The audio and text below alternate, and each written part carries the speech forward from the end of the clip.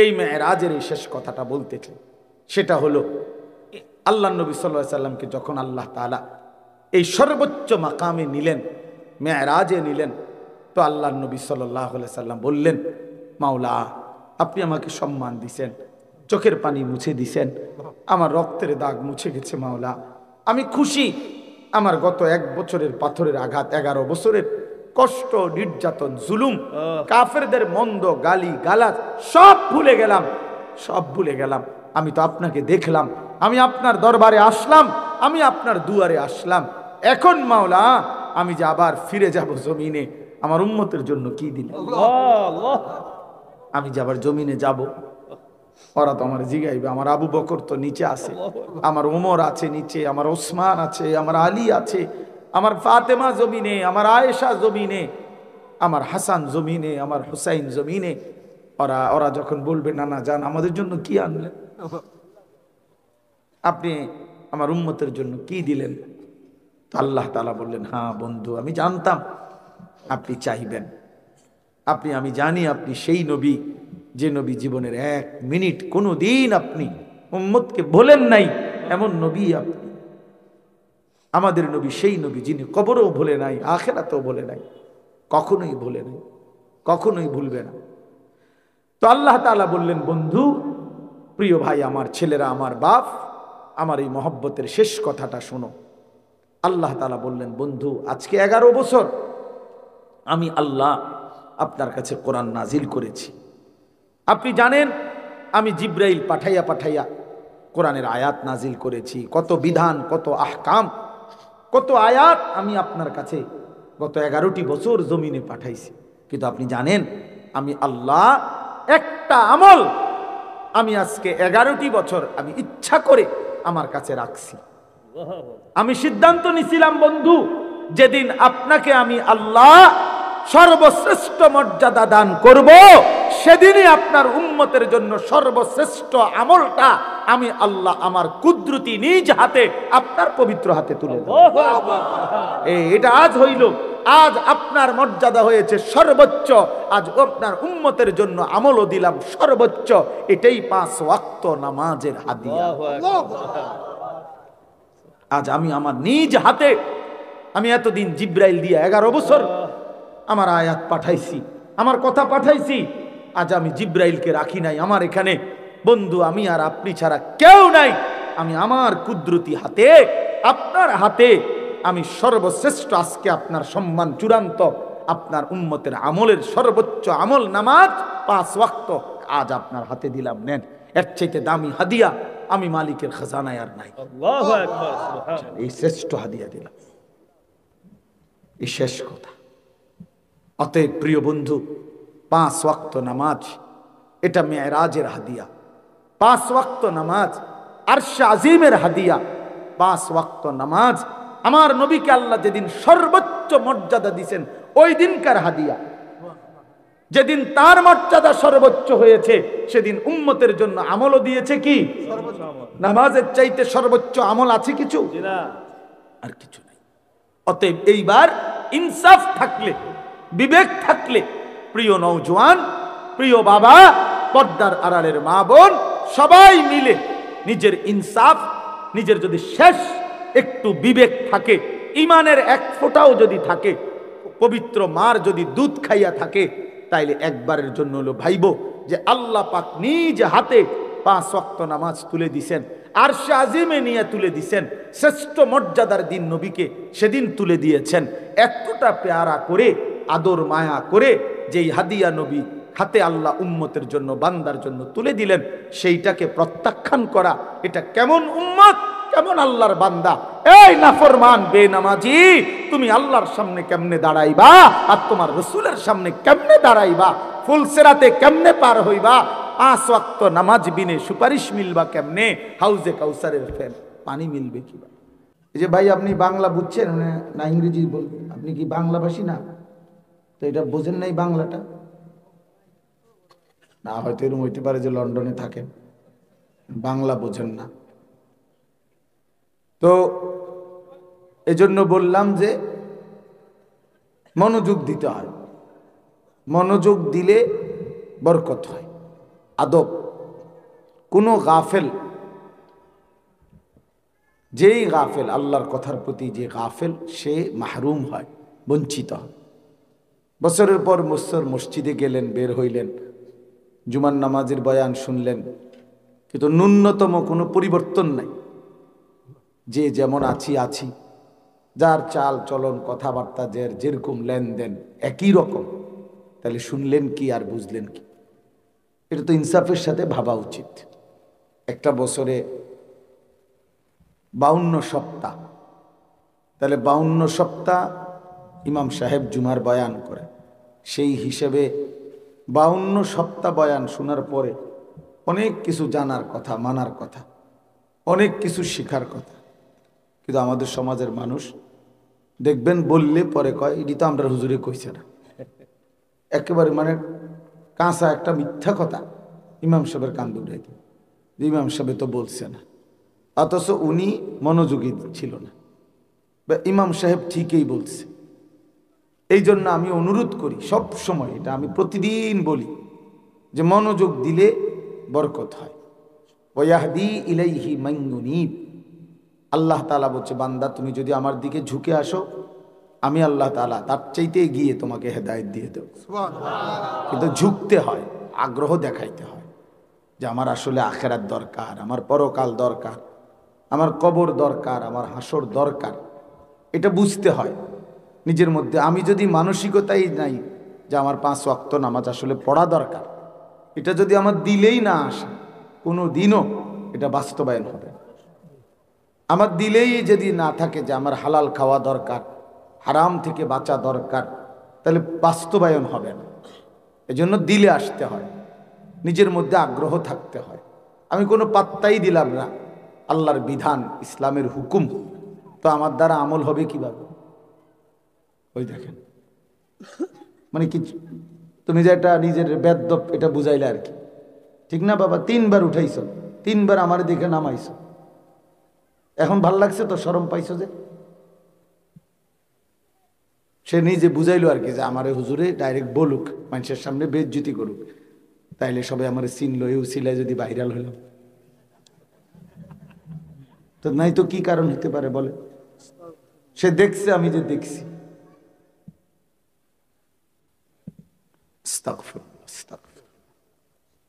হ্যাঁ ভাইয়া, তো এজন্য বললাম এটা জরুরি যে আল্লাহর দিকে ঝুঁকতে হয়। হাদিসে কুদসির মধ্যে আছে, আল্লাহ তাআলা বলেন, ইবনা আদম কুম ইলাইয়া আমশি ইলাইকা, হে বনি আদম তুমি আমার জন্য দাঁড়াও, আমি তোমার জন্য হাঁটব। ওয়ামশি ইলাইয়া উহারবিলু ইলাইকা, এরপর আল্লাহ বলেন তুমি আমার জন্য হাঁটো, আমি তোমার জন্য দৌড়বো। আল্লাহু আকবার, পরিষ্কার হাদিস। তুমি আসবা যেদূর, আমি আসবো তার চাইতে বেশি, কিন্তু তোমাকে আসতে হবে। তুমি মসজিদের দিকে রওনা দিতে শুরু করলেই আমি আল্লাহ তোমার প্রতি কদমে কদমে নেকি লিখতে থাকি। কিন্তু শুয়ে শুয়ে তো নেকি উঠবে না। শুয়ে শুয়ে নেকি উঠবে কি না? আপনাকে রওনা দিতে হবে, ঝুঁকতে হবে আল্লাহর দিকে, আল্লাহর দিকে। হাদিসের মধ্যে আছে, আল্লাহ তাআলা বলেন হাদিসে কুদসি, তাফাররাগ লি ইবাদাতি, বান্দা তুমি আমার ইবাদতের জন্য সময় বাহির করো, তোমার সময় থেকে ফারেক করো, সময় আলাদা কইরো আমার ইবাদতের জন্য। তাহলে কি হবে? আল্লাহ ওয়াদা দিছেন, আমি তোমাকে 2টা পুরস্কার দেব। আমার নামাজ, আমার বন্দিগির জন্য যদি তুমি সময় দাও, 1 নাম্বার মালাতু সাদরাকা গিনান, আমি আল্লাহ তোমার অন্তর ধনী বানিয়ে দেব। মানে দিল শান্ত করে দেব, দিল খুশ, দিল খুশি তো তার দুনিয়া খুশি।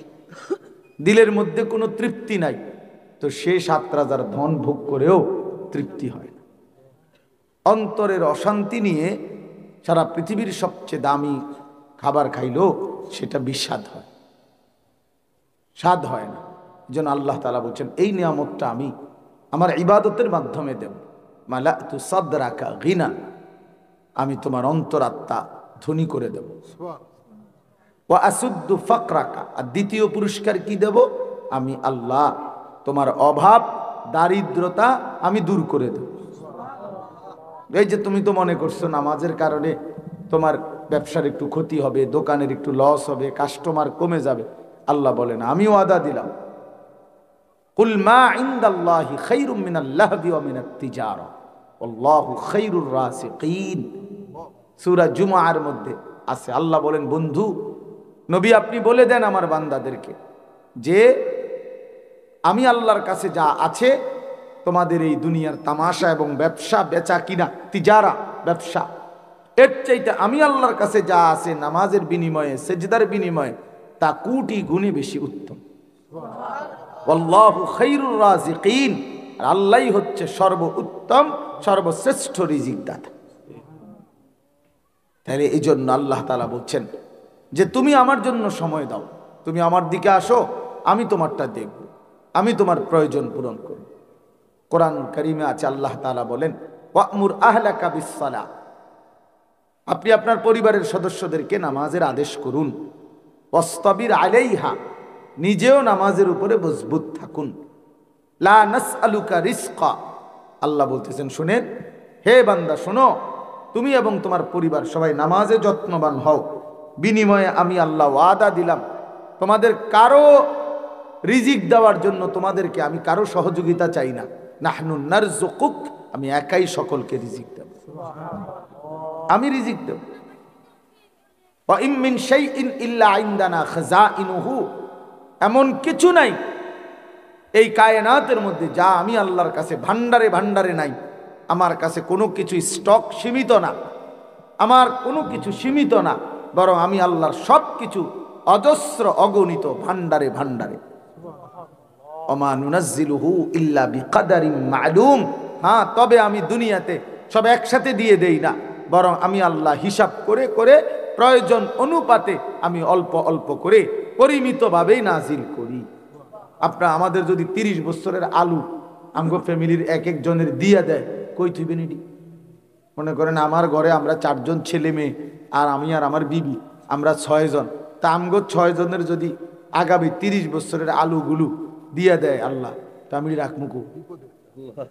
তো আলু তো হুদা আলু জায়গায় তো নাই, পেঁয়াজ রসুন আদা দিলে হিটি কই থইব? ফুলকপি ভাতাকপি এটি থইব করি, ফচ্চা গন্ধ ছুটবনি। 1 সপ্তাহ ফুলকপি দিলে এটি থইব করি, ঠিক কি না বলে? সুবহানাল্লাহ, কি মেহেরবান মাওলা।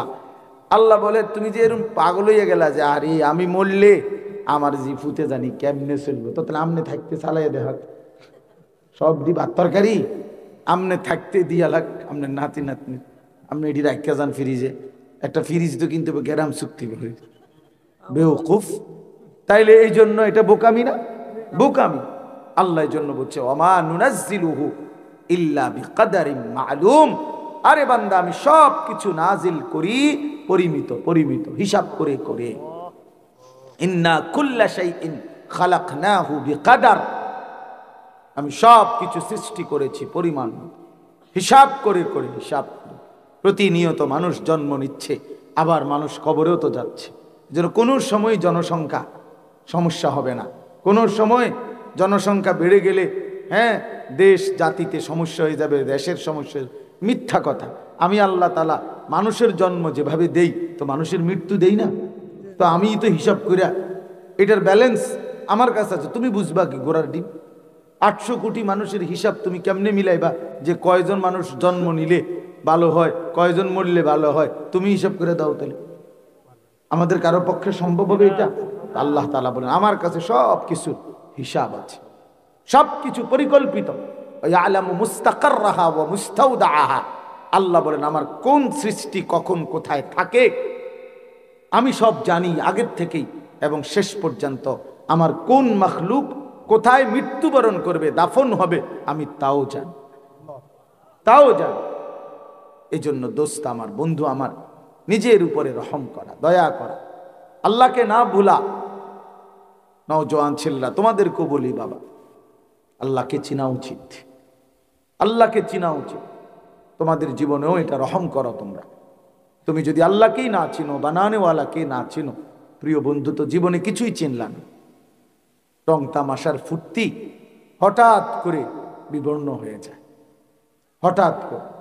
হঠাৎ করে দেখতে দেখতে সব ফুরায় যায়। আল্লাহ তাআলা যখন কাউকে সুখে রাখে তখনই বান্দা সুখে থাকে। আল্লাহ যখন পেরেশানি দেয় তখন আর কেউ সুখ দিতে পারে না। ওয়া ইন ইয়ামসাসকাল্লাহু বিদুররিন ফালা কাশিফা লাহু ইল্লা হু ওয়া ইন ইউরিদকা বিখাইরিন ফালা রাদ্দা লিফাদলিহি ইউসিবু বিহি মান ইয়াশাউ মিন ইবাদিহি। দোস্ত হইল হাফেজ সাহেব, আমি বললাম আকামের মানুষ, আমি তো কোরআন শরীফ হাফেজ না, তারপরে যেটুকু মনে থাকে এটুকু বলি। তো আল্লাহ তাআলা বলেন ওয়া ইন ইয়ামসাসকাল্লাহু বিদুররিন, আল্লাহ যদি তোমাদের কাউকে মুসিবত দেন, ফালা কাশিফা লাহু ইল্লা হু, তিনি আল্লাহ ব্যতীত তোমাদের সেই বিপদ আর মুসিবত দূরকারী আর কেহ নাই। ওয়া ইন ইউরিদকা বিখাইরিন, আর আল্লাহ যদি কাউকে কল্যাণ দিতে চান, ফালা রাদ্দা লিফাদলি, তো আল্লাহর দান আল্লাহর দয়াকে ফিরায়া দিবে, প্রতিহত করবে এমনও কেউ নাই।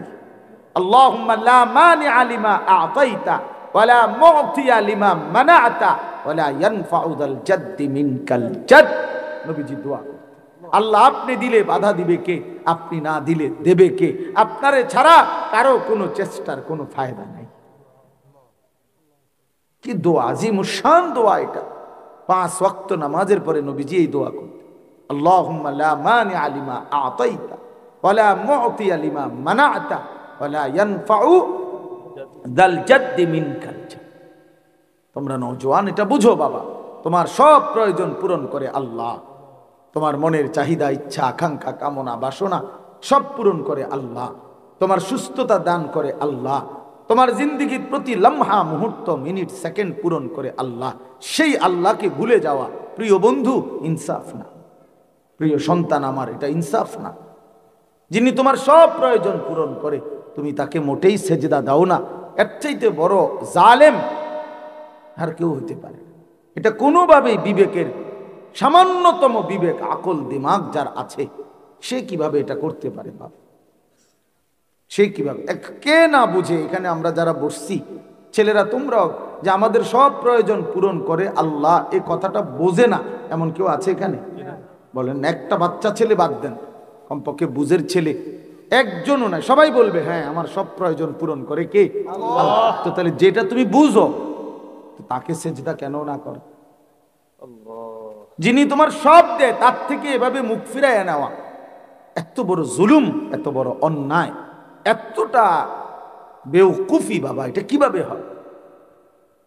এটা কোনোভাবেই, তুমি, আমার অনুরোধ রইল, তোমরা ছেলেরা নীরবে একটা মিনিট হইল বাপ, একজন ছেলে হইল ভাইব আমার কথাটা, যে আসলে তুমি করছোটা কি, করছোটা কি? তুমি, তোমার বিবেক কি বলে যে তোমার সব চাহিদা পূরণ করে, যে তোমার সব প্রয়োজন পূরণ করে? আমি প্রায় বলি যে আমরা যখন ঘুম যাই তখন দেখেন ঘুম যাইতে চোখ বন্ধ করলে সাথে সাথে ঘুম আসে না। চোখ বন্ধ রাখছি ঠিক আছে, 10 মিনিট, 15 মিনিট, 20 মিনিট, 5 মিনিট, কারো আধা ঘন্টা, কোনো এক ফাঁকে অজান্তেই মহান আল্লাহর পক্ষ থেকে ঘুম আসে। ঠিক কোন মিনিটে আসছে আমরা জানি না, ঠিক না? আচ্ছা, কিন্তু সাথে সাথে তো ঘুম আসে না। এখন যেই ছেলেটা, যেই বাবা, যেই মহিলা, যেই মেয়ে ফজরের নামাজ না পড়ে ঘুমাইয়া রইল, এখন যখন 7টা বাজে, 8টা বাজে সে উঠতে চায়, তখন যদি ওই প্রথমবারের মতো অবস্থা হয়ে, যে মনে করেন যখন ঘুমাইতেছিলাম তখন যেমন ঘুম আসতে 15 মিনিট লাগছিল, এখন যখন আমি চোখ মেলতে চাইতেছি, এখন যদি খুলতে আরো 15 মিনিট দেরি হইতো, তো তখন এই নাফরমানের চিৎকারে আল্লাহর আরশ কেঁপে উঠত। সে তখন গোটা মহল্লা চিল্লানি শুরু করতো তার জন্যে, যে হায় হায় আমার ছেলের কি হলো, সে তো চোখ খুলতে চাইতেছে কিন্তু খুলতে তো পারে না। কিন্তু প্রিয় বন্ধু, আল্লাহ তাআলা আমরা যখন চাচ্ছি তো তখন আল্লাহ তাআলাই আমাদের রহম করে, যে বান্দা ফজরের নামাজটা পড়লা না, সেজদা দিলা না, যাও তবু আমি আল্লাহ দয়া করলাম, ছেড়ে দিলাম বান্দা, আমি তোমার চোখ মেলে দিলাম, অপেক্ষায় রইলাম, কোনো দিন যদি তওবা করো, আবার যদি ফিরে আসো বান্দা, তো আমি মাফ করে দেব। আল্লাহ অপেক্ষায় থাকে বান্দা, আল্লাহ বান্দার অপেক্ষায় থাকে। আল্লাহ বান্দার অপেক্ষায় থাকে। আল্লাহ তাআলা বান্দার জন্য অপেক্ষা করে, আল্লাহ অপেক্ষা করে। এই জন্য আমরা ইনশাআল্লাহ নিয়ত করি যে আমরা আল্লাহকে নারাজ করব না, আল্লাহর ইবাদত করব, 5 ওয়াক্ত নামাজ পড়ব। এটা বিবেকের দাবি, যুক্তির দাবি, ইনসাফের দাবি, এটা ভদ্রতার দাবি, এটা ভদ্রতার দাবি। এজন্য যে নামাজ পড়ে না, মনের ইচ্ছা মতো চলে, নফসের গোলামি করে, শয়তানের তাবেদারি করে, শয়তানের অনুসরণ করে, আল্লাহর কসম, কোরআন শরীফের আয়াত শোনো, আল্লাহ কোরআনই বলছে ফাআতবাআহু শাইতান ওয়াত্তাবাআ হাওয়াহু ফামাসালুহু কামাসালিল কালব ইন তাহমিল আলাইহি ইয়ালহাস আও তাতরুকহু ইয়ালহাস। আল্লাহ বলেন যার শয়তান যার পিছে লাগছে এবং মনের ইচ্ছা মতো যে চলে, আল্লাহর কসম আল্লাহ কোরআনে বলে ফামাসালুহু কামাসালিল কালব, তার উদাহরণ কুত্তার মতো, কুত্তার মতো, কুত্তার মতো, কুত্তার মতো, কুত্তার মতো। এটা কুত্তার মতো, এটা কুত্তার মতো, কুত্তার মতো। মনে রাখিস বেটা, মনের ইচ্ছা মতো। তোমার মন চাইছে তো চুল রাখছো, তোমার মন চাইছে তুমি নারী দেখতেছ, তোমার মন চাইছে তো খারাইয়া মুততে আসো, তোমার মন চাইছে তো তুমি রাস্তায় হাঁটতেছ, তোমার মন চাইছে তো মেয়ের পিছনে ঘুরতেছ, তোমার মন চাইছে তো উলঙ্গ ছবি দেখতেছ, তোমার মন চাইছে তো নর্তকীর নাচ দেখতেছ। হ্যাঁ, আল্লাহ কোরআনে বলছে এই জানোয়ার কুত্তার মতো। হ্যাঁ, কিছু আছে যে হুজুর আমনে আমারে কুত্তা না আরো কিছু কইলো, আমার শরম নাই, আমি বেডি সামু। ঠিক আছে বাবা, দেখো অসুবিধা কি? জানোয়ার কত কিছুই তো করতে পারে, জানোয়ার তো কত কিছুই করতে পারে। তারে নিয়ে কারো কি মাথা ব্যথা আসেনি? রাস্তার কুকুর কি করে না করে তারে নিয়ে কারো মাথা ব্যথা আছে? তো তুমি জানোয়ারকে নিয়ে কারো মাথা ব্যথা নাই মনে করো? তুমি নষ্ট হয়ে যাইতেছো, পচ্চা যাইতেছো। আমি তো একটু বলছি, হাজারো মানুষ তো বলেও না, বাবাও তো বলে না আরে ছেলে বাপ তুই যে নষ্ট হয়ে যাচ্ছিস, কিরে বাপ। মাও তো কয় না, টেনশন শুধু পয়সা কামাই করো। ফোলাগা নামাজ পড়ে না এই নিয়ে টেনশন নেই, পয়সা কামাই করে না এই নিয়ে টেনশন। মাথা ব্যথা শুধু টাকার জন্য। সবাই স্বার্থপর, সবাই স্বার্থপর। একদিন দেখবা কবরে আফসোস ছাড়ার কিছু মিলবে না। এজন্য আল্লাহ বলেন ফাআতবাআহু শাইতান। কোরআন শরীফের আয়াত কিনা বলে, সূরা আরাফের আয়াত। শয়তান তাকে অনুসরণ করছে, শয়তান তার পিছে লাগছে। ওয়াত্তাবাআ হাওয়াহু, সে মনের ইচ্ছার অনুসরণ করছে। ফামাসালুহু কামাসালিল কালব, তার উদাহরণ হলো কুত্তার মতো। ইন তাহমিল আলাইহি ইয়ালহাস আও তাতরুকহু ইয়ালহাস। আল্লাহ বলে কুত্তার স্বভাব হলো যে তাকে যদি তুমি দৌড়াও, তাড়াও, মানে তারে যদি দৌড়ানি দাও তাইলেও সে জিহ্বা লম্বা করে নিঃশ্বাস ফেলে, আর যদি ছেড়ে দাও তাইলেও জিহ্বা লম্বা করে নিঃশ্বাস ফেলে। অর্থাৎ সে পেলেও জিহ্বা লম্বা করে, না পেলেও জিহ্বা লম্বা করে। তারে যে অবস্থাতে রাখো তার জিহ্বা লম্বা আর জোরে জোরে নিঃশ্বাস নেয়, এরকম করে। এলো কুত্তার স্বভাব।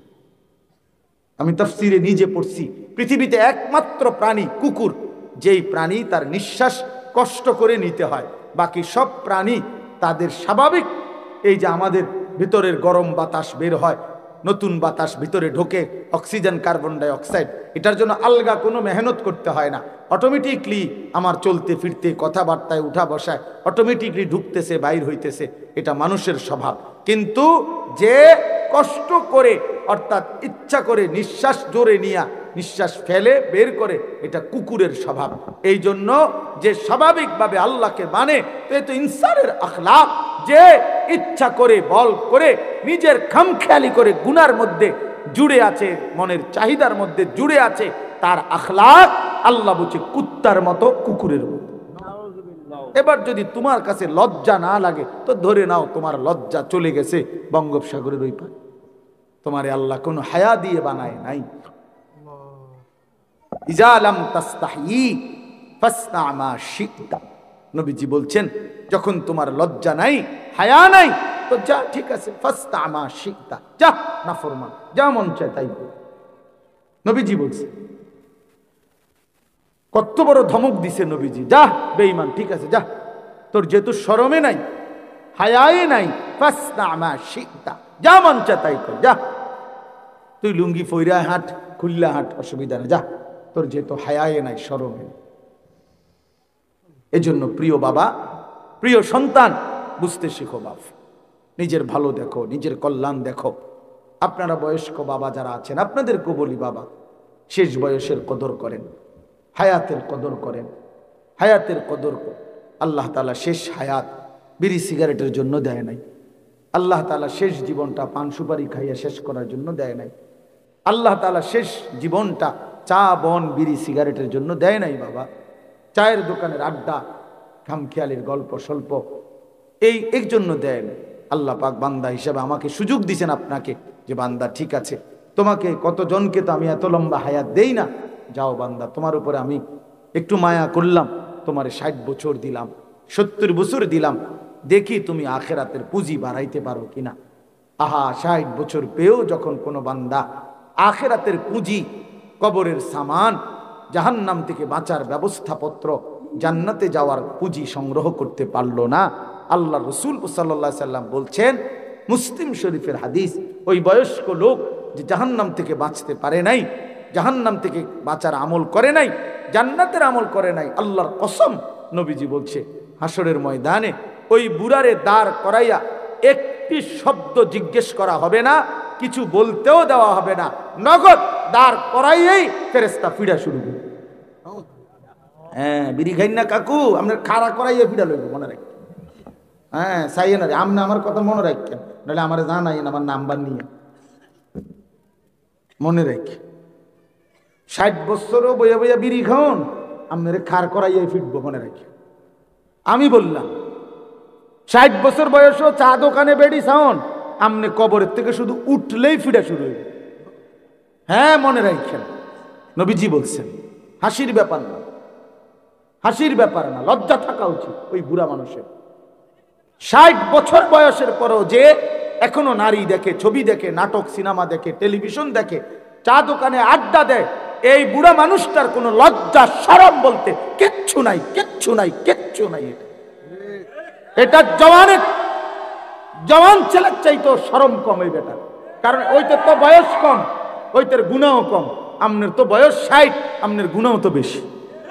যার বয়স 25, যার বয়স 60, তার গুণা বরাবর বরাবর, তাইলে এই জন্য দয়া করে, মেহেরবানি করে অনুরোধ করলাম, আল্লাহ তাআলা আমাদেরকে তৌফিক দান করেন। আমি যে আয়াতটা পড়ছি, এবার এই আয়াতের উপরে একটু কথা বলি, তাইলে আমার কথা শেষ হবে ইনশাআল্লাহ। আয়াতটা মূলত পড়ছি সাল্লাল্লাহু আলাইহি ওয়াসাল্লামের মেরাজ, এর উপরে একটু কথা বলার জন্য। নবী সাল্লাল্লাহু আলাইহি সাল্লামের মেরাজের ঘটনা মোটামুটি কম বেশি আমরা সবাই জানি, কাজেই আমি পুরা ঘটনা একবারে দাগ নম্বর, খতিয়ান নম্বর সহ সব বলা আমার এটা মাকসাদ না, আমার শুধু অল্প কয়েকটা ছোট্ট কথা বোঝানো মাকসাদ। রাসূলুল্লাহ সাল্লাল্লাহু আলাইহি ওয়াসাল্লাম, আমাদের প্রিয় নবীকে আল্লাহ তাআলা দুনিয়া এবং আখিরাত উভয় জাহানে অনেক সম্মান, ইজ্জত, মর্যাদা দান করছেন। দুনিয়াতেও অনেক সম্মান দিছেন, আখিরাতেও অগণিত সম্মান নবী সাল্লাল্লাহু আলাইহি সাল্লামের জন্য আল্লাহ তাআলা নির্ধারণ করে রাখছেন। এবং নবীজিকে আল্লাহ বলছে, বন্ধু, ইন্না আ'তাইনাকাল কাউসার। এই শব্দের দুই অর্থ। এক অর্থ হলো হাসরের ময়দানে আপনাকে কাউসার নামে নির্ধারিত হাউজে কাউসার আমি আপনাকে দান করব। আরেকটা হলো আল খাইরুল কাসীর, আপনাকে আমি দুনিয়া আখিরাতের অগণিত কল্যাণ, খাইরে কাসীর দান করেছি। এই ইন্না আ'তাইনাকাল কাউসারের দুইটা অর্থ। আল্লাহ তাআলা নবীজিকে বলছেন, ওয়ারাফা'না লাকা যিকরাক, বন্ধু আমি ওয়াদা দিলাম সমস্ত সৃষ্টির উপরে আমি আল্লাহ আপনার আলোচনা, আপনার মর্যাদা, আপনার শান, আপনার ইজ্জত সবকিছুর ঊর্ধ্বে আমি আল্লাহ তুলে দিলাম, তুলে দিই। ইদা যুকিরতু যুকিরতা মাই, হাদিসে কুদসিতে আছে আল্লাহ এই আয়াতের ব্যাখ্যায় আল্লাহ তাআলা বলছে, বন্ধু এর অর্থ হইল কুল কায়নাতের মধ্যে আরশ আজিমের উপর থেকে নিয়ে শুরু করে সাতবক জমিনের নিচ পর্যন্ত আমার গোটা সৃষ্টি জগতের যেখানেই আমি আল্লাহর আলোচনা হবে সেখানেই বন্ধু আমি ওয়াদা দিলাম আপনার আলোচনা হবে। ইজা যুকিরতু যুকিরতা মাই, আমি আলোচিত হলে আপনিও আলোচিত হবেন। আপনি আজান শুনে দেখেন, দেখবেন আমার নামও বলে আপনার নামও বলে। আপনি ইকামত শুনে দেখেন, আমার নামও বলে আপনার নামও বলে। আপনি নামাজের দিকে তাকায়া দেখেন, আমার বান্দা আত্তাহিয়াতু লিল্লাহি আমার জন্য বলে আল্লাহুম্মা সাল্লি আলা মুহাম্মদ, আপনার নামও বলে। আপনি কবরের দিকে তাকায়া দেখেন, মুনকার নাকির দুইজন ফেরেশতা ওই কবরের লোকটাকে প্রশ্ন করতেছে, শুনে দেখেন কি কয়। আমার কথাও জিজ্ঞাসা করবে, আপনার কথাও জিজ্ঞাসা। আল্লাহু আকবার, সুবহানাল্লাহ। জমিনের নিচেও আপনার আলোচনা, জমিনের উপরেও আপনার আলোচনা। আর শাজিবে আপনাকে আমি মেহমান বানাইলাম, মেরাজে আনলাম, এখানেও আপনার আলোচনা। কায়নাতের সর্বোচ্চ মাকামেও আমি আপনার আলোচনা উঠাইলাম। আমি জমিনের নিচে কবরে, সেখানেও আপনার আলোচনা উঠাইলাম, জমিনের উপরেও আপনার আলোচনা উঠাইলাম। মজার কথা হইল, আশ্চর্য একটা তথ্য আছে। গবেষক, মুসলিম গবেষক যারা, তাদের বক্তব্য হলো এই পৃথিবীতে মহান আল্লাহ পাক রব্বুল আলামিন সময়ের একটা ধারাবাহিক আল্লাহ তাআলা সেটিং করছেন। আমরা এটা বুঝতাম না। যেমন আমাদের মনে করেন সারা পৃথিবীতে এখন 9:42 বাজে না, রাত 9টা এখন সবখানে না। কথার কথা সৌদি আরব 3 ঘন্টা পিছনে, আরো 3 ঘন্টা কি আছে পিছনে আছে। বাংলাদেশে আপনার সারা জেলায়, সারা বাংলাদেশের জেলার মধ্যে সেম টাইম না, 6 মিনিট 8 মিনিটেরও কি আছে ডিফারেন্স আছে, 4 মিনিটের ডিফারেন্স আছে, 2 মিনিটের জেলাওয়ারি কি আছে ডিফারেন্স আছে। সারা পৃথিবীতে একেবারে উল্টাও আছে, কোথাও পূর্ণ রাত, কোথাও পূর্ণ দিন, একেবারে উল্টা। কথা বুঝছেন কিনা? আছে। তাইলে পৃথিবীতে আল্লাহ তাআলা এই সময়ের এই সিস্টেম করলেন কেন? এটা কি করলেন? এটা অগোছালন। মুসলিম গবেষকরা বলছেন, আমি হযরত মাওলানা জুলফিকার আহমদ নকশবন্দি দামাত বারাকাতুহুল আলাইহি ওনার বয়ানে শুনছি। হযরত বলছেন যে আল্লাহ তাআলা সারা পৃথিবীর মধ্যে সময়টাকে এভাবে সাজিয়েছেন যে আল্লাহর জমিনে সুবহানাল্লাহ প্রতি মুহূর্তে, প্রতি মিনিটে কোথাও না কোথাও কোনো না কোনো নামাজের ওয়াক্ত হয়। সুবহানাল্লাহ, সিস্টেম আল্লাহ এটা সাজাইছেন, সেটিং করছেন এভাবে। তার মানে জমিনে 24 ঘন্টা আল্লাহর জমিনের মধ্যে কোথাও না কোথাও আজান হয়, কোথাও না কোথাও ইকামত হয়। তার মানে 24 ঘন্টা আল্লাহ এবং তার রাসূলের আলোচনা উচ্চারিত। মানে থামে না, এটা সিস্টেম নাই, থামার সিস্টেম। মহান আল্লাহর আলোচনাও হয়, প্রিয় নবী সাল্লাল্লাহু আলাইহি সাল্লামের আলোচনা হয়।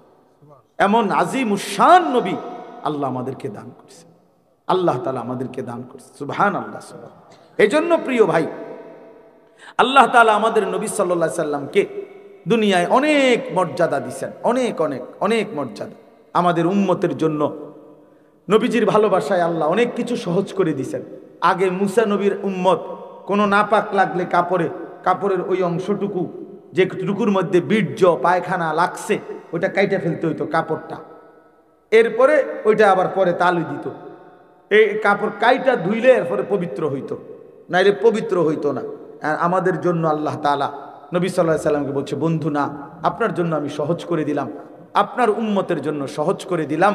ওইটুকু কাপড় কাটতে হবে না, বরং এমনিতেই 3 বার পবিত্র করে বিসমিল্লাহর সাথে ধুয়ে নিলে আমি আল্লাহ পবিত্র ঘোষণা দিলাম, আসান করে দিলাম।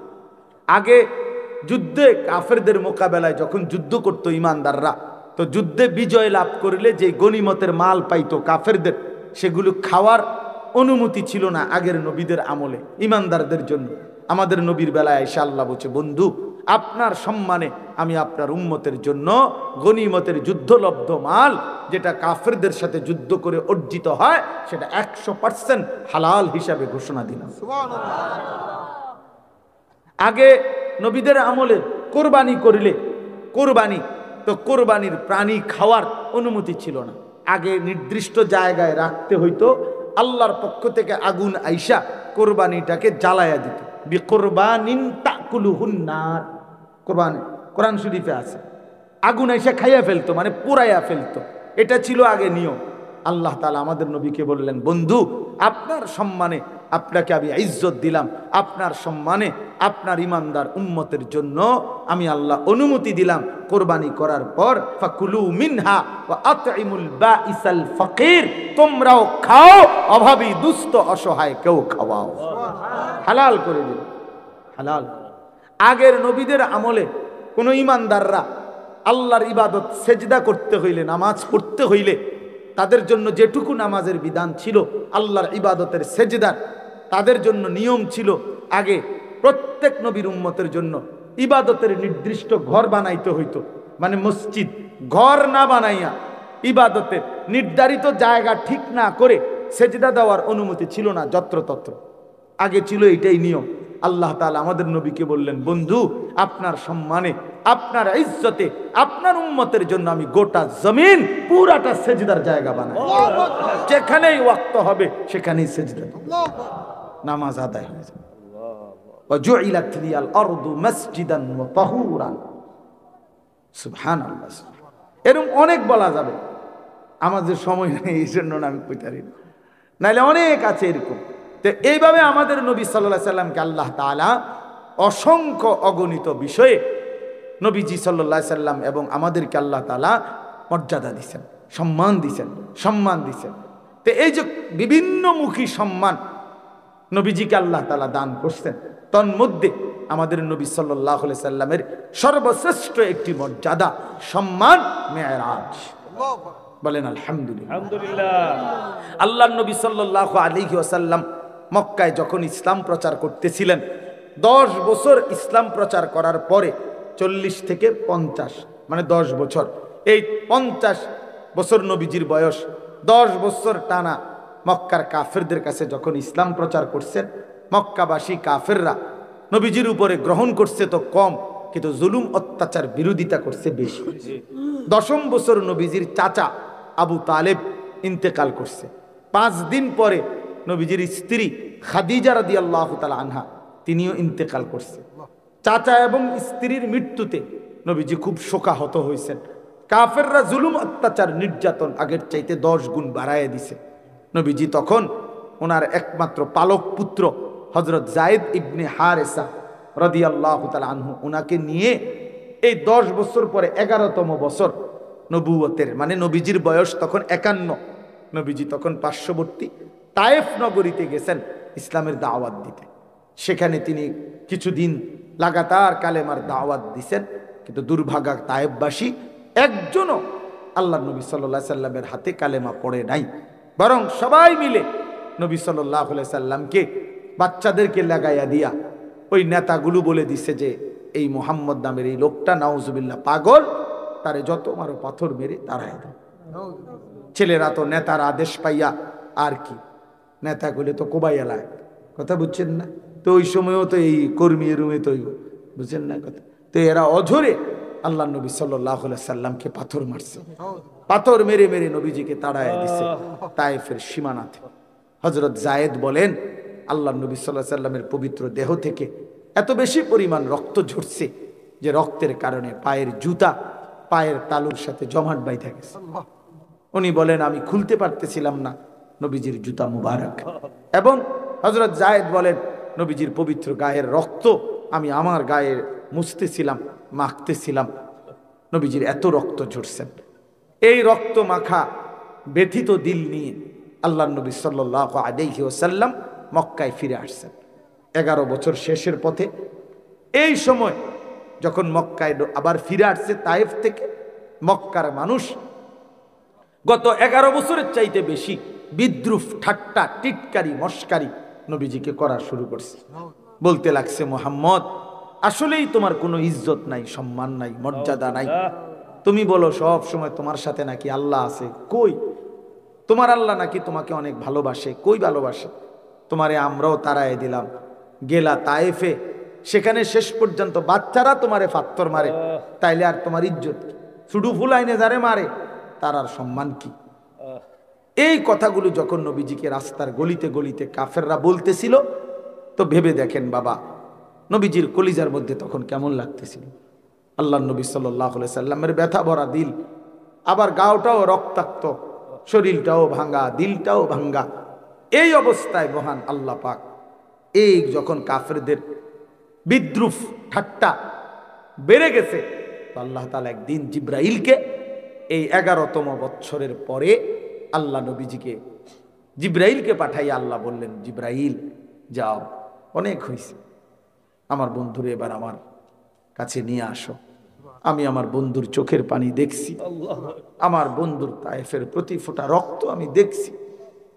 যাও জিব্রাইল, বেঈমানরা বলতেছে আমি নাকি আমার বন্ধুকে ইজ্জত দেই নাই, সম্মান দেই নাই। আজ আমি পৃথিবীবাসীকে দেখাবো সম্মান কাকে বলে, ইজ্জত কাকে বলে। যাও জিব্রাইল, আমার বন্ধুকে আনো, আমি আরশে আজিমে আমার মেহমান খানায় নিয়ে আসো, আমি নিজ হাতে বন্ধুর রক্ত মুছে দেব, চোখের পানি মুছে, চোখের পানি মুছে দেব। আমি যাও, আমি আদর করব বন্ধু, আমি ভালোবাসা দেব, আমার দোস্তকে নিয়ে আসো।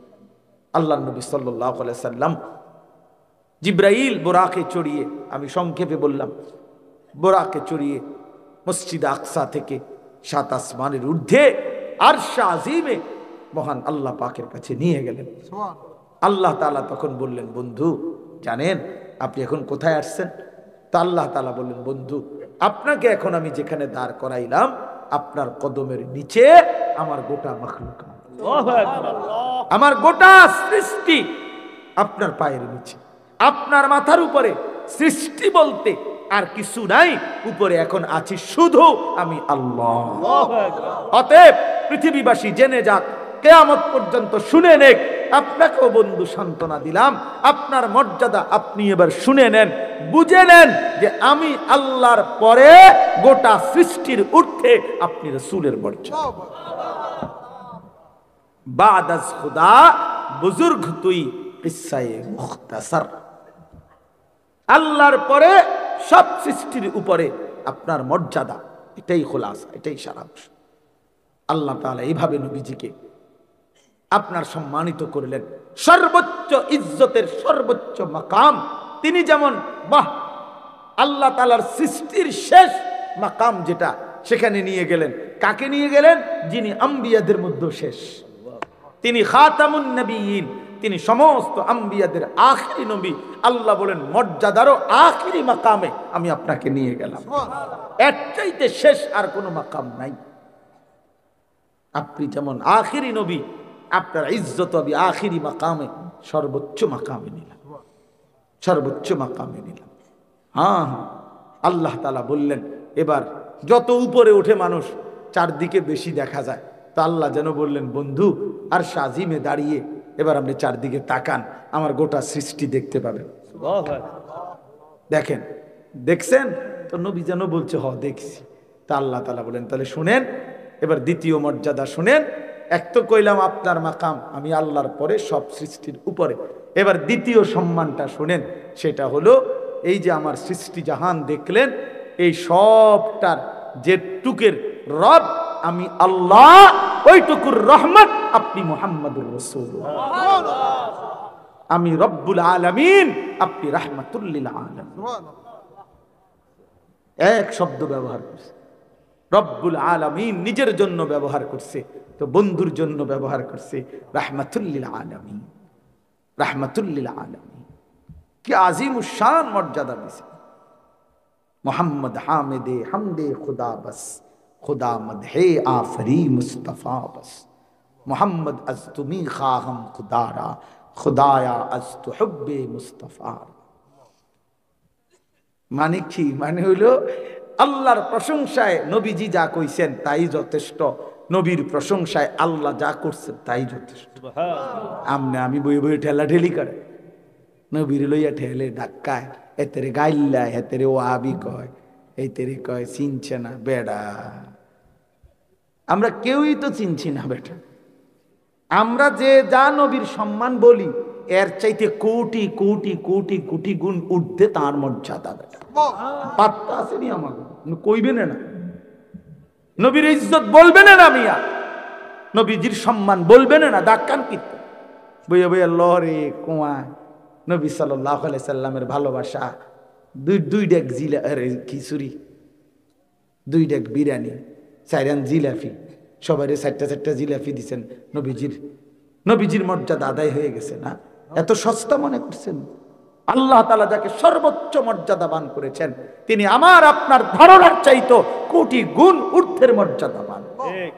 গোটা তাম সৃষ্টি আল্লাহ নবী সাল্লাল্লাহু আলাইহি সাল্লামের মর্যাদার আন্দাজই করতে পারেন, আন্দাজই খবরে নাই আমাদের তিনি কত ঊর্ধ্বে। এই জন্য প্রিয় বন্ধু, এবার আসেন শেষ কথা আমার, আমি যেই কথাটা বলার জন্য এই মেরাজের এই শেষ কথাটা বলতে চাই, সেটা হলো আল্লাহ নবী সাল্লাল্লাহু আলাইহি সাল্লামকে যখন আল্লাহ তাআলা এই সর্বোচ্চ মাকামে নিলেন, মেরাজে নিলেন, তো আল্লাহ নবী সাল্লাল্লাহু আলাইহি সাল্লাম বললেন, মাওলা আপনি আমাকে সম্মান দিছেন, চোখের পানি মুছে দিছেন, আমার রক্তের দাগ মুছে গেছে মাওলা, আমি খুশি। আমার গত 1 বছরের পাথরের আঘাত, 11 বছরের কষ্ট, নির্যাতন, জুলুম, কাফেরদের মন্দ গালি গালাজ সব ভুলে গেলাম, সব ভুলে গেলাম।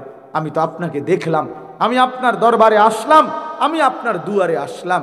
এখন মাওলা আমি যে আবার ফিরে যাব জমিনে, আমার উম্মতের জন্য কি দিলেন?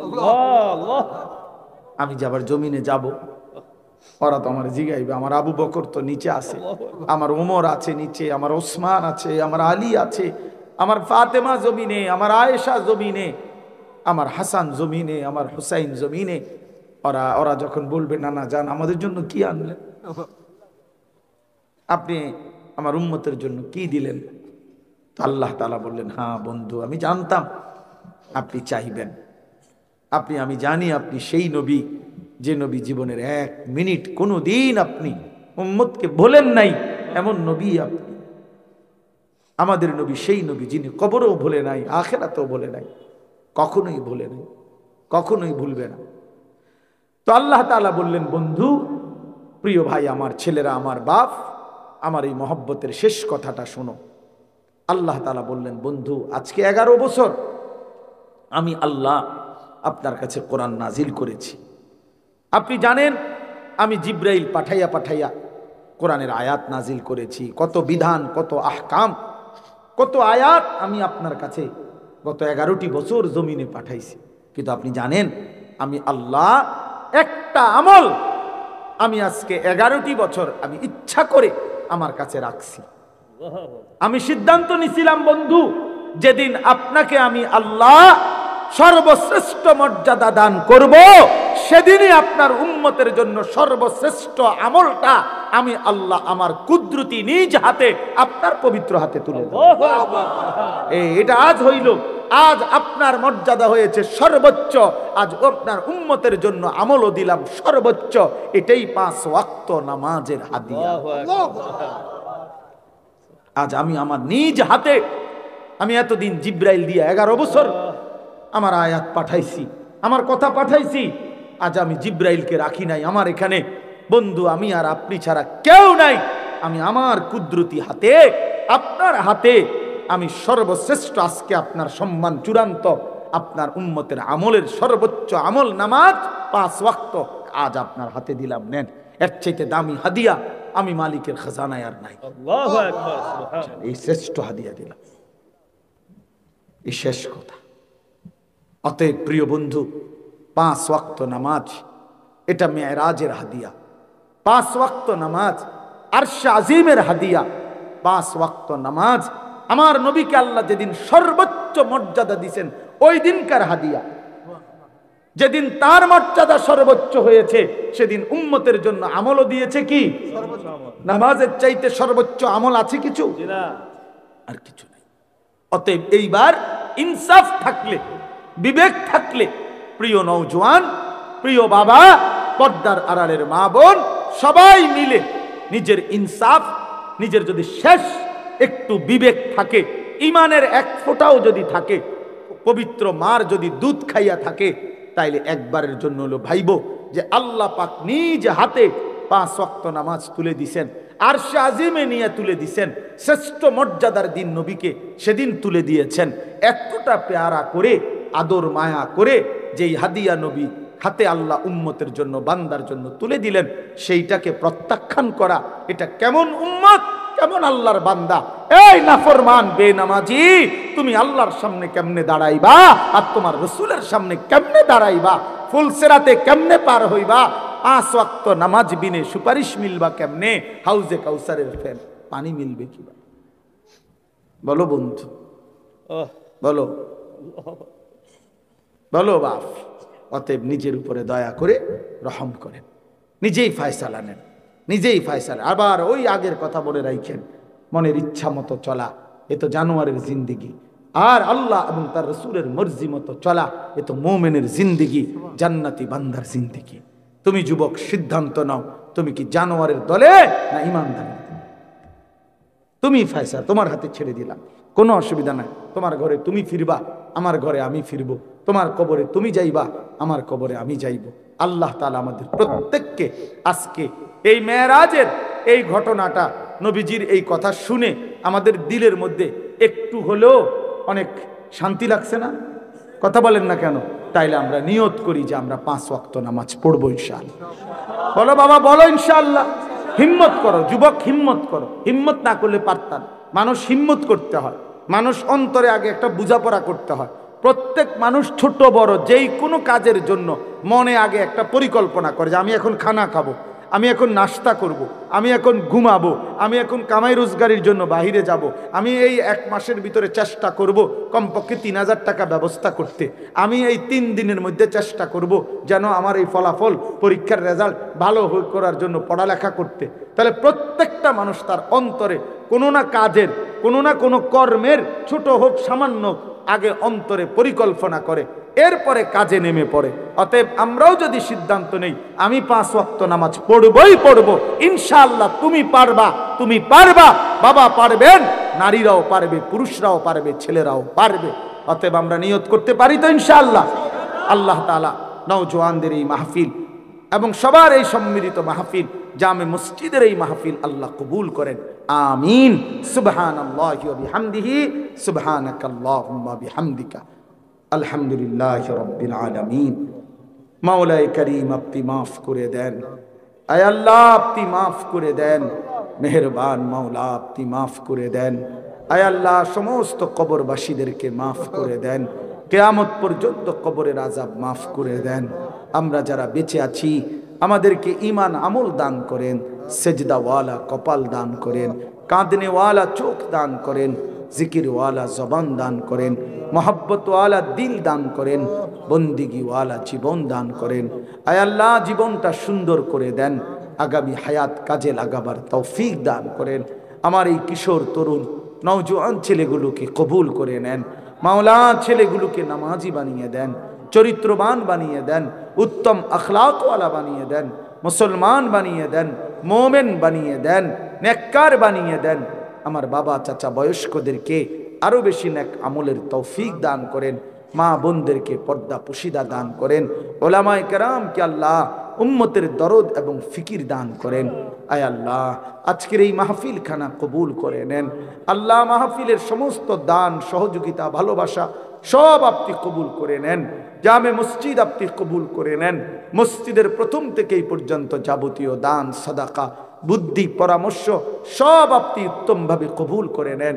ইমাম খতিব মুয়াজ্জিন মুসল্লি কমিটি এলাকাবাসী সকলকে কবুল আর মনসুর করে নেন আল্লাহ। এই মাহফিল খানা কায়েম দায়েম করে দেন আল্লাহ, অসুস্থ বিমারি যারা শিফা করে দেন, প্রত্যেকের কামাই রুজিতে হালাল বরকত দান করেন, প্রবাসী বিদেশের জমিনে যারা সহি সালামতে নিরাপদে রাখেন মাওলা, আমার দেশকে নিরাপদ করে দেন। আয় আল্লাহ আমার দেশকে নিরাপদ করে দেন। আগামী 31শে জানুয়ারি, 1 ফেব্রুয়ারি, 2 ফেব্রুয়ারি বিশ্ব ইজতেমা আপনি কবুল করে নেন, আপনি কবুল করে নেন, আপনি কবুল করে নেন আল্লাহ। আমাদের সকলকে অংশগ্রহণ করার তৌফিক দান করেন। ফিলিস্তিনের মজলুম মুসলমানকে বিজয় দান করেন, ইসরায়েলের ইহুদি বেঈমানদেরকে ধ্বংস করে দেন আল্লাহ। কালেমার বিজয় দান করেন, হকের বিজয় দান করেন, ঈমানের বিজয় দান করেন আল্লাহ। এই যুবক ছেলেগুলোকে আগামী দিনের ইসলামের জন্য কবুল করে নেন, আগামীর কালেমার পতাকা যেন এরা উড়াইতে পারে, আপনি এমন হিম্মত, এমন সাহস, এমন ঈমান এদেরকে দান করেন। রব্বির হামহুমা কামা রব্বায়ানি সগীরা। সুবহান রাব্বিকা রব্বিল ইজ্জাতি আলা মুহাম্মাদিন ওয়া আলা আলি মুহাম্মাদ কামা বারাকতা على إبراهيم وعلى آل إبراهيم إنك حميد مجيد سبحانك لا علم لنا إلا ما علمتنا إنك أنت العليم الحكيم الحمد لله আল্লাহ পাক রব্বুল ইজ্জত জুল জালাল ওয়াল ইকরামের ফজল করম রব্বুল আলামিনের অপরিসীম ইহসান মেহেরবানি দয়া আল্লাহ তাআলা আমাদেরকে আজ 23 জানুয়ারি 2025 রোজ বৃহস্পতিবার কুমিল্লা জেলা দেবিদ্বার উপজেলাধীন ইউসুফপুর পশ্চিমপাড়া ইউসুফ আলী সরকার বাড়ি জামে মসজিদের উদ্যোগে 26তম বার্ষিক তফসিরুল কোরআন মাহফিলে আল্লাহ তাআলাই আমাদেরকে আসবার বসবার আল্লাহর জন্যই জমা হওয়ার তৌফিক দান করেছেন। এজন্য আমরা সকলেই বলি আলহামদুলিল্লাহ। আলহামদুলিল্লাহ। মুআজ্জাজ মুহতারাম হাজিরিন, মেহেরবানি করে অল্প একটু সময় আমি কথা বলবো, দয়া করে। এজন্য আমার অনুরোধ, ছেলেরা, নওজোয়ান, বয়স্করা, আমরা সবাই মিলেই মনোযোগ দিয়ে শুনি। বাহিরে অনেক ঠান্ডা কুয়াশা, এজন্য সবাই যথাযথ আন্তরিকতা নিয়ে মহব্বতের সাথে অল্প কথাই শুনি, যেন অল্প কথাই আমাদের জন্য বরকত হয়। যাদের হাতে মোবাইল, তোমরা দয়া করে ভাই মোবাইলগুলো নামায় ফেলো। প্রিয় ভাই, মোবাইল হাতে রাইখো না বাপ, আমার অনুরোধ। তুমি আলাদা, মোবাইল থেকে আলাদা হয়ে এমনি শোনো, এতে বরকত হবে। তোমার ভালোর জন্যই বলা, তোমার কল্যাণের জন্যই বলা। এজন্য এতে করে দিলের মধ্যে মহব্বত হয়, হৃদয়ের মধ্যে অনুভূতি হয়, নিজের মধ্যে আগ্রহ জাগে আল্লাহর কথার প্রতি, আখিরাতের প্রতি, দিলের মধ্যে ঢোকে। মোবাইলে তো মোবাইলেই ঢোকে, এজন্য দিলে জমানো দরকার। মাঝখানে ছোট বড় ছেলেরা, তোমরা বুট বাদামও খাইও না। আল্লাহর কথা দিল দিয়েই শুনতে হয়। কোনো গাফেল, অমনোযোগী, অবহেলা, তুচ্ছ তাচ্ছিল্য করলে